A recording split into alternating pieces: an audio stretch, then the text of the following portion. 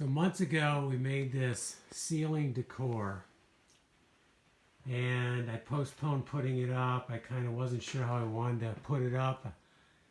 I had one idea, then I was thinking of some other ideas. I was worried about the weight, and I ended up going back to my original concept, and that is to angle in the screws. I can show you a closer up of that. So to hold them up, I have a good friend Dave helping me. I ended up putting two boards together, screwing them together, and then getting the right blocking so that it could wedge. Just wedge it at an angle and then he can hold it. I put it up there, he wedges it in, holds it, and then I drill the holes. So it's going really well. We ended up putting 6 in the heavy one. And then this lighter one, we just put 4 in. And I feel confident that that's going to cover it. This one has, I think this one has 6. This one's not quite as big as the biggest one, but it's still pretty heavy. So it's looking really good.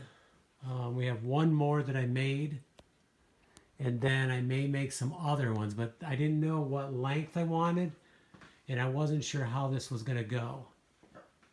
So now that I know how it's going, I know how it's laying out, now I can measure and get the ones I need. Now remember, you have to hit at least 2 floor joists. So that's going to be one of the variables I have to remember. But we're going to get, I have one more made, so we'll get that one up. And then I'll show you what that looks like without the board in our way. And I think it's going to work out. And when I make a few more, it's going to really come together. Kind of a starburst design.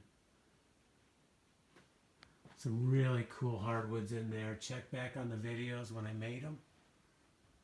We got black walnut, cherry, red oak, white oak, and I can't remember what else. Probably some birch, maybe, I think even some beech. Basically Eastern America hardwoods.